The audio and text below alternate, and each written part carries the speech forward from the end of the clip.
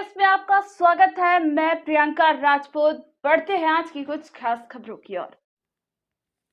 बड़ी खबर जोधपुर से, जहां जोधपुर पुलिस कमिश्नरेट की पुलिस लाइन में रैपिड एक्शन फोर्स द्वारा दंगा नियंत्रण के लिए डेमो प्रस्तुत किया। इस डेमो में दंगा को कैसे नियंत्रण किया जाता है तथा दंगाइयों को कैसे भगाया जाता है, इसके बारे में बताया गया। बड़ी खबर, रायकाबाग पुलिया पर चलती गाड़ी में गैस की बदबू से अफरा तफरी मच गई। कार चालक ने कार को पुलिया पर छोड़कर गायब हो गया। सूचना मिलने पर उदय मंदिर पुलिस थाने की गाड़ी मौके पर पहुंची तथा यातायात को रायकाबाग पुलिये के दोनों तरफ से रुकवाया। साथ ही सिविल डिफेंस के स्वयंसेवकों को सूचित किया। सूचना मिलने पर सिविल डिफेंस मौके पर पहुंचे। बड़ी मकसद के बाद कार में गैस रिसाव को रोका। कुछ देर बाद ही कार को यातायात पुलिस द्वारा क्रेन के माध्यम से सुरक्षित जगह पर ले जाया गया। उसके बाद यातायात को सुचारू रूप से चालू किया। जी सर, कंट्रोल रूम से सूचना मिली कि रायकाबाग पुलिया के ऊपर एक गाड़ी के अंदर, कार के अंदर रिसाव हो रहा है। रिसाव को रोकने के लिए सिविल डिफेंस टीम को बुलाया और बुला के फिर कार को गैस को काफ़ी मशक्क़त के बाद और उस पर बंद करके उसके ऊपर काबू पाया और बाकी सब क्लियर है। एडीएम साहब के आदेश अनुसार गाड़ी को रवाना कर दिया गया। जी सर। अल्टो गाड़ी थी गैस की, उसी गैस की टंकी से अचानक रिसाव होने लग गया था, तो उसका चालक छोड़ के पुल पे और भाग गया। सूचना मिलने पर अभी बड़ी बामुश्किल मिस्त्री लाया और उसके खुलवा के और गैस रिसाव बंद कराया। इसका वीआईपी महोदय आए हुए, उनको इसी रूट से निकलना था, अभी बिना कोई हादसा हुए और शांतिपूर्वक समाधान हो गया इसका, तो गाड़ी यहाँ से हट पाती। बड़ी खबर जोधपुर से, जहां अखिल भारतीय विद्यार्थी परिषद द्वारा राष्ट्रीय एकात्मा यात्रा प्रतिनिधि दल जोधपुर आएगा। पूर्वोत्तर राज्य से यह दल जोधपुर में अंतर्राज्य छात्र जीवन दर्शन कार्यक्रम के तहत है। जोधपुर में के ऐतिहासिक स्थलों का भ्रमण करेगा तथा जोधपुर की अपने व संस्कृति को नजदीक से जानने के लिए जोधपुर शहर का भ्रमण करेगा। अंतर्राज्यीय छात्र जीवन जो एक निकाय है, सील जिसे कहते हैं, inter state student experience in inter state living, seal अंतर्राज्यीय छात्र जीवन दर्शन, ये कार्यक्रम 1966 से अखिल भारतीय विद्यार्थी परिषद चला रही है। और ये कार्यक्रम पूर्वोत्तर भारत, जो कि बेसिकली नॉर्थ ईस्ट इंडिया के बारे में अगर अपन कहें, कार्यक्रम को 2015-16 में 50 वर्ष पूरे हो गए और अब तक अखिल भारतीय विद्यार्थी परिषद के माध्यम से हजारों की संख्या में पूर्वोत्तर भारत के छात्र भारतीय भारत के अन्य राज्यों में यात्राएं कर चुके हैं और सामाजिक संस्कृति का और एकता का जो है परिचय है। इसी कड़ी में 11 से 15 फरवरी के मध्य जोधपुर महानगर में एक प्रतिनिधि दल आने वाला है और ये प्रतिनिधि दल जो है उसमें 27 जो है प्रतिनिधि शामिल हैं सील के, जिसमें 11 जो है वो लड़कियां हैं और जो 16 हैं वो लड़के। और ये प्रतिनिधि दल 3 दिन तक जोधपुर में रहेगा। जोधपुर की अपनाइट से, जोधपुर की संस्कृति से, जोधपुर के लोगों से, जोधपुर के ग्राम दर्शन से, जोधपुर की भौगोलिक विविधता से परिचित होगा और विभिन्न स्थानों पर ये जो दल है वो यात्रा करेगा।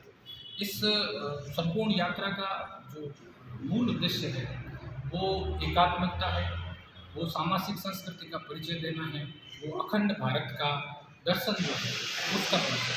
11 से 14 के बीच में सील प्रतिनिधि जोधपुर में रहेगा। और सील के कार्यक्रम के साथ ही न केवल अखिल भारतीय विद्यार्थी परिषद सील कार्यक्रम चलाएगा, फिर वहाँ के क्षेत्र के लोगों को रोजगार, वहाँ के क्षेत्र के लोगों को कौशल विकास आदि देने के लिए युवा विकास केंद्र की स्थापना 2004 में असम में की गई। और ये युवा विकास केंद्र जो है वो 60 से अधिक प्रतिभागियों के रहने की व्यवस्था के साथ में वहाँ पर स्थापित है। वहाँ विभिन्न प्रकार के कोर्सेज चलाए जाते हैं। साथ ही साथ अभी की जो सील कार्यक्रम है इस वर्ष का, जिसे राष्ट्रीय एकात्मकता यात्रा 2023 दिया गया है ना, ये यात्रा में करीबन 450 पूर्वोत्तर भारत के प्रतिनिधि 22 राज्यों में जाएंगे और 22 राज्यों में 164 स्थानों पर इनका जो है परिचय होगा। उनमें से जोधपुर महानगर और बीकानेर, जोधपुर प्रांत में 2 स्थान तय हुए हैं, जिसमें एक जोधपुर महानगर है और एक बीकानेर है। इन दोनों भागों में ये यात्रा होगी। जी बताएं सर। छात्र राज्य जीवन दर्शन यात्रा जो 10 साल के बाद 2012 के बाद जोधपुर को मेज़बान करने का मौका मिला है। इसके अंदर 3 दिन की यात्रा रहेगी। इसमें पूर्वोत्तर भारत से छात्र प्रतिनिधि आ रहे हैं, जिसमें छात्र छात्रा दोनों हैं, उपस्थित रहेंगे। उसमें कार्यक्रम की रूपरेखा इस प्रकार रहेगी। 11 तारीख को सुबह उनका स्वागत कार्यक्रम रहेगा रेलवे स्टेशन पे 5:30 बजे। वहाँ से अपने यहाँ के विद्यार्थी परिषद के कार्यकर्ताओं जो यहाँ मेज़बानी कर रहे हैं, उनके घर पे उनका रुकना होगा। 30 सदस्य प्रतिनिधियों का वो 3 दिन तक वही अपने परिवारों के बीच में रहेंगे। उन्हीं परिवारों के बीच में रहना, खान पान करना, उनकी संस्कृति को पहचानना, वो यही उनका ठहराव होगा। फिर 11 तारीख को सुबह स्टेट यूनिवर्सिटी MBM जयेंद्र व्यास विश्वविद्यालय के कार्यकर्ताओं और वहाँ के स्टूडेंट्स, वहाँ के शोधार्थी, वहाँ के प्रोफेसर्स, उनके बीच में मीटिंग रहेगी। उनका मिलना होगा, उनका डिस्कशन भी चलेगा। ऐसा करके 11 तारीख को सुबह कार्यक्रम है। और 11 तारीख को शाम को अपने यहाँ पे जोधपुर के सबसे फेमस गार्डन मंडोर उद्यान, उनका भ्रमण रहेगा। उनके अंदर जो अभी एक नया प्रोजेक्ट हुआ, उस प्रोजेक्ट की पूरी ड्रिप चलेगी। उसके बाद 12 तारीख को यहाँ से जोधपुर की हेरिटेज वॉक होगी। मेहरानगढ़, जसवंतथड़ा, उमेद पैलेस, घंटाघर, अपने मार्केट है, बाजार है, उसका भ्रमण होगा 12 तारीख को। और शाम के टाइम अपने यहाँ पे नागरिक जोधपुर के जितने भी विविध संस्थान है, विभिन्न प्रकार के जहाँ अपने काम कर रहे हैं।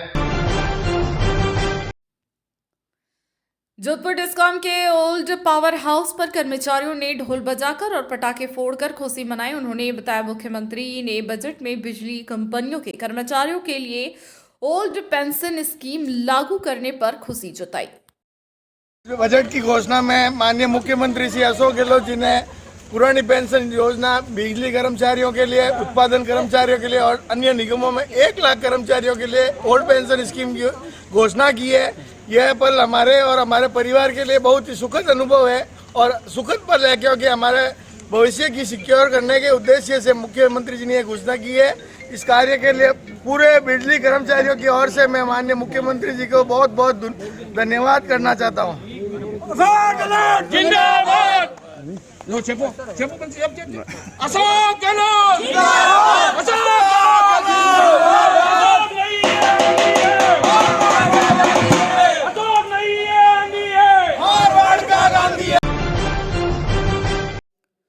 मानवाधिकार आयोग के अध्यक्ष श्री गोपाल कृष्ण व्यास द्वारा अंबेडकर छात्रावास का किया निरीक्षण। छात्रावास में कई खामियां और लापरवाही पाई देखी गई, जिन्हें आयोग के अध्यक्ष ने छात्रों को भरोसा दिलाया कि उनके लिए सुनिश्चित व्यवस्थाएं की जाएगी और फूड पॉइजनिंग में भी जो दोषी होगा उसके खिलाफ कार्रवाई की जाएगी।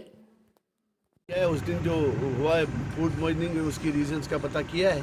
जो भी होगी कार्रवाई वो करेंगे और पता चलेगा। और भी कुछ इनसे लिखित में जो लेना वो लिया है, बच्चों से बात की है, इसके बारे में अपनी रिपोर्ट है वो हम देंगे। पर इतनी बात है कि यहाँ बहुत आवश्यकता है। बच्चों के पलंग वगैरह जो हैं उनके अंदर सोने के लिए उनके बस्तर हैं वो ठीक नहीं है, उनकी चादरें ठीक नहीं हैं और जो अलमारी है वो भी सुव्यवस्थित नहीं है।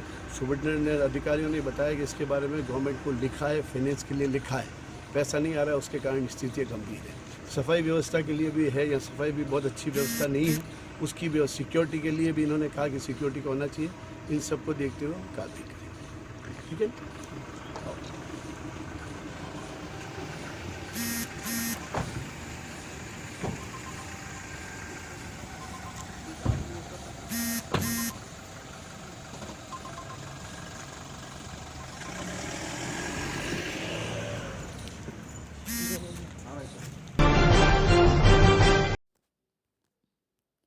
मुख्यमंत्री अशोक गहलोत द्वारा बजट पेश किए जाने पर जोधपुर शहर में कई जगह लाइव प्रसारण किया गया। नगर निगम, राजीव गांधी सेवा केंद्र और कांग्रेस कार्यालय पर बजट का लाइव प्रसारण किया गया। मुख्यमंत्री जो जादूगर के नाम से मशहूर हैं, उनका जादू चल गया उनके पिटारे से अनेक जन कल्याणकारी योजनाओं का एक बार फिर इस बजट में घोषणाएं की गई। इसमें महत्वपूर्ण योजनाएं बिजली की, जो पहले 50 यूनिट तक फ्री थी, अब उसको बढ़ाकर 100 यूनिट कर दिया गया है। साथ ही साथ महिलाओं को उपहार देते हुए उन्होंने 76 लाख परिवारों को 500 रुपये में गैस सिलेंडर उपलब्ध कराने की घोषणा की। और सबसे बड़ी घोषणा चिरंजीवी योजना, जो पहले 10 लाख रुपए का बीमा था, उसको बढ़ाकर 25 लाख रुपए का बीमा कर दिया गया। और साथ ही साथ किसी परिवार का कोई व्यक्ति दुर्घटना में मारा जाता है तो पहले 5 लाख रुपए मिलते थे, उसको बढ़ाकर 10 लाख रुपए कर दिए गए। मैं आदरणीय मुख्यमंत्री जी को इसके लिए बहुत बहुत धन्यवाद दूंगा कि किसी घर का कोई कमाऊ व्यक्ति अगर चला जाए और उसको संबल देने के लिए 10 लाख रुपए की राशि एक बहुत बड़ी राशि होती है। साथ ही साथ जोधपुर को मारवाड़ मेडिकल यूनिवर्सिटी दी और प्रत्येक जिला मुख्यालय पर एक मेडिकल कॉलेज खोलने का जो निर्णय लिया है माननीय अशोक गहलोत साहब ने, वो भी एक मील का पत्थर होगा। रोजगार की अनेक योजनाओं में वाल्मीकि समाज के लिए एक उपहार दिया और 30,000 नए सफाई कर्मचारियों की भर्ती की घोषणा की। साथ ही साथ सलीम दुर्रानी के नाम से जो राजस्थान के बहुत बड़े क्रिकेटर रहे हैं, उनके नाम से प्रत्येक ज़िले में स्पोर्ट्स की एक यूनिवर्सिटी की घोषणा की। इसके साथ साथ अनेक घोषणाएं उन्होंने की हैं। इसके लिए हम आदरणीय मुख्यमंत्री जी का धन्यवाद और तमाम राजस्थान वासियों को इसकी मुबारकबाद पेश करते हैं।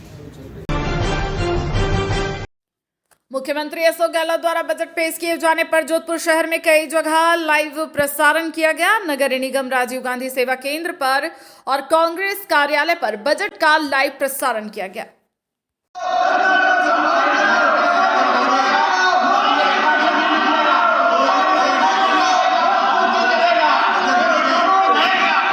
युवाओं को सम्मत बनाकर उन्हें प्रदेश के विकास में भागीदार बनाने की दृष्टि से मैंने 23-24 का बजट युवाओं पर केंद्रित करने का प्रयास किया है।